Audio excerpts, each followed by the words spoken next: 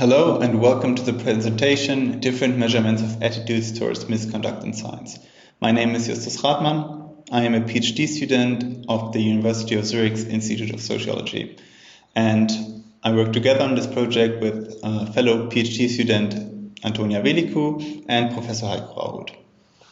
This research is part of the Zurich Survey of Academics, a survey covering scientists in Germany, Austria and Switzerland. Scientific misconduct is an emerging topic in science studies and also in the scientific community itself.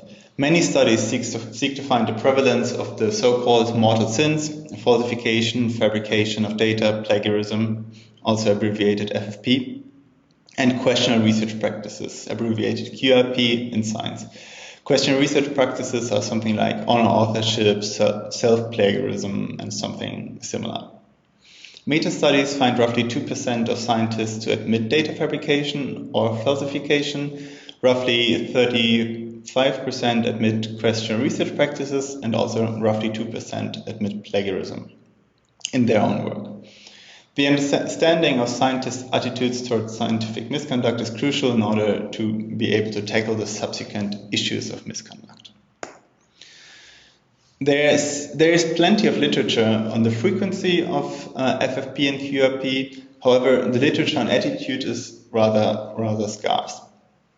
The literature which is there often only covers selected disciplines of the natural science, mostly biomedicine, medicine, or physics, and also often just student samples. Usually the attitudes are surveyed with direct questions only, often based on a framework of Rathmann and Friedman.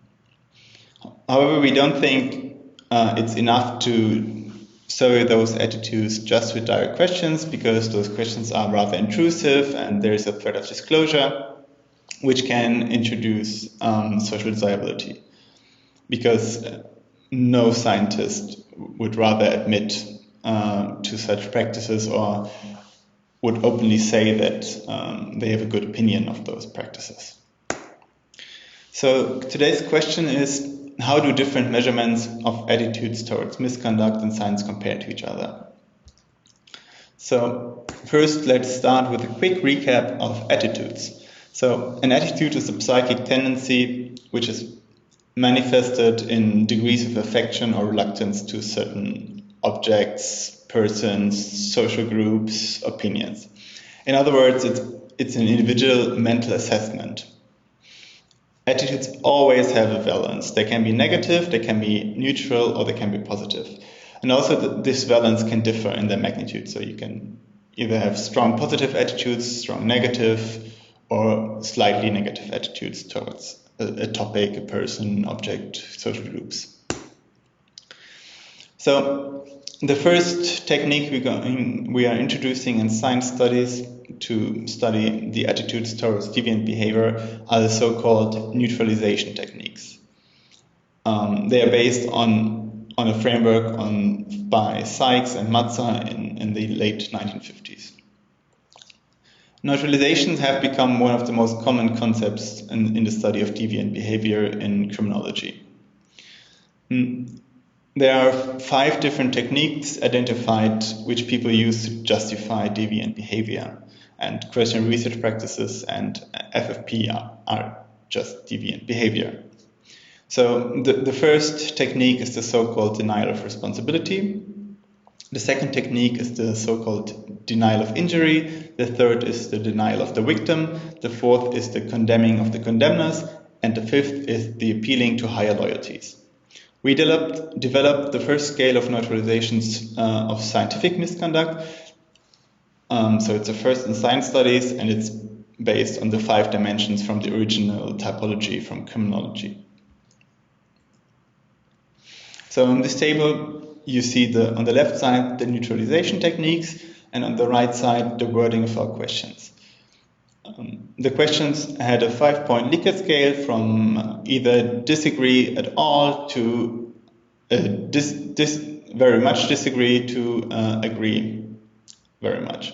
So the first neutralization technique is the deniers responsibility, and it's represented by the the sentence, to survive in a competitive, publish-or-peric academic environment, you can't always stick to the rules. The denial of injury is represented by, if the idea is good and plausible, then publishing embellished results will do no harm.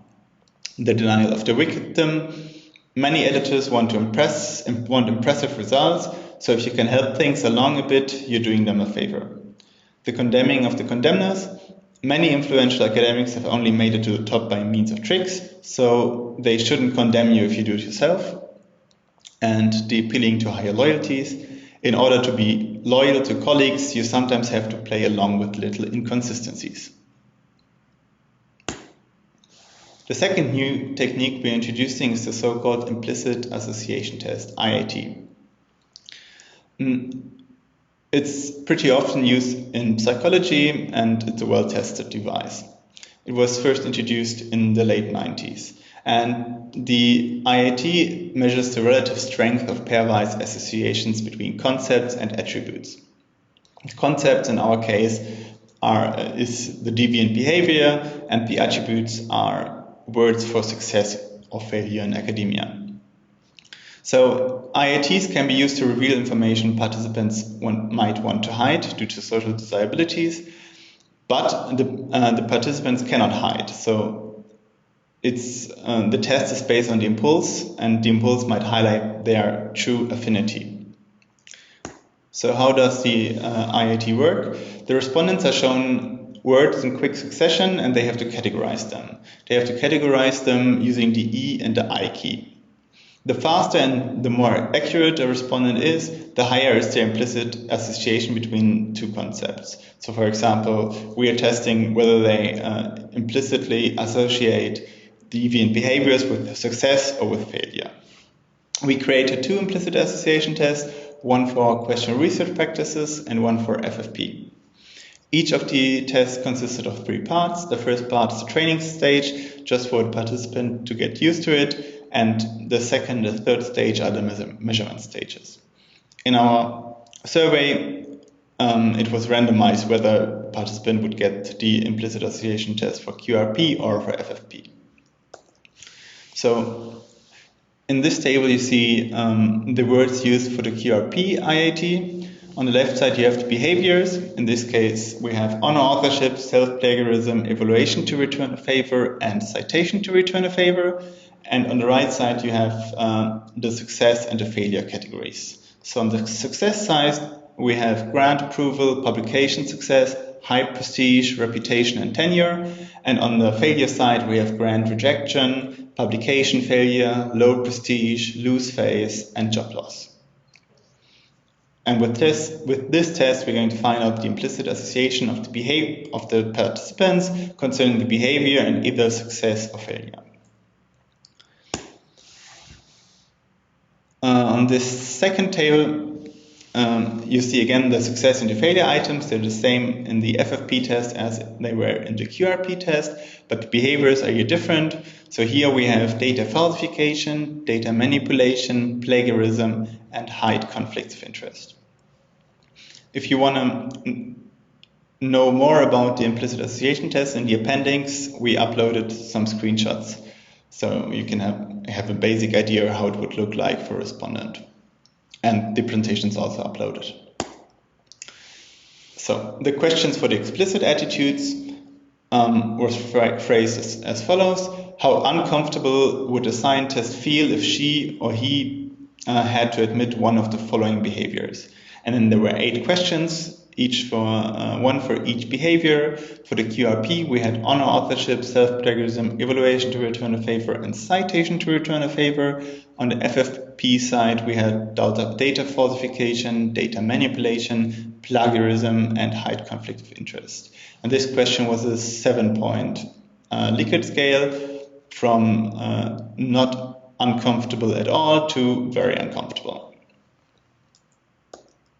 So let me quickly talk about the Zurich Survey of Academics. It's a representative web survey among scientists at universities in Austria, Germany, and Switzerland.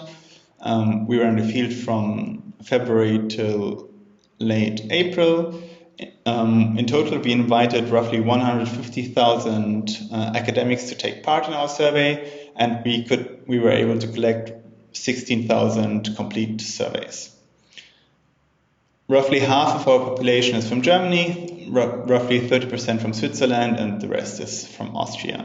We have a 55 to 45 male-female ratio in our sample, and roughly 20% professors, 40% postdocs, and 40% predocs. As you see, professors are slightly overrepresented in our sample. We obviously cover academic misconduct in our survey, but also the work situation, research condition, collaborations and perceptions of scientific authorship, publication strategies, scientific communication, lying, and selfish and altruistic behavior. So let's first look descriptively at the answers. So we created a neutralization score, which is the first principal component score from a principal component analysis. And here, if someone scores a really low value, then the person would disagree with most of the neutralizations. And if someone gets a very high score on the neutralization score, then the person would agree with the neutralization, meaning that they would neutralize deviant behavior, make it sound like it wouldn't be so bad. But from the density estimation, we see that the vast majority of scientists disagrees with the neutralizations. It's just a smaller part which actually uses neutralizations for their attitudes. Let's look at the direct questions. On the left side, we have the questions concerning the question and research practices, and on the right side, we have the questions concerning the FFP. Again, it's the first component of a principal component analysis. If you score a high value, then a participant would say that that the scientists would feel uncomfortable having to admit question and research practices or FFP. But what we see on the left side, that actually it's pretty even about the feeling about question and research practices. So roughly half of the scientists rather would feel unwell, but the other half doesn't feel so unwell. But looking at the FFP, so the mortal sins, we see that the vast majority of scientists actually would feel very uncomfortable if they would have to admit question and research practices. Let's look at the implicit association test. If someone is in the green part, then the participant associates the question and research practices or FFP with success, and if a person is on the red part, then they associate the practices with failure. The curves look rather similar, but we see that comparatively more scientists associate the question and research practices with success than they would do with the mortal sins, which is basically as expected. We then run a correlation analysis, and since the explicit question was the other way around about feeling unwell, so we would expect a negative correlation, which we can't actually find, and between implicit association tests and neutralizations, we would expect a positive correlation. Every correlation we find is statistically significant, and it's roughly 3,500 cases for question and research practices. However, we see that the correlation between implicit association tests and neutralization is rather low. If we look at FFP, we see quite a similar picture. Again, we find our correlation statistically significantly different to zero. Again, we have roughly 3,500 observations for the FFP. And again, the correlations are all in the right direction. Let me quickly sum up. So just a small proportion of scientists use neutralizing techniques. The discomfort with QRP is balanced, but scientists clearly feel uncomfortable with FFP. In the implicit association test, QRP is more positively associated than FFP, and it's quite similar to the direct questions. The correlations are as we expected, but especially between the implicit association test and the neutralizations are rather low. However, the comparison is not without caveats. Direct questions and the implicit association test deal with specific concepts, while the neutralizations were independent of the actual behavior. Thank you very much for your attention, and I'm looking forward to the discussion. Thank you very much.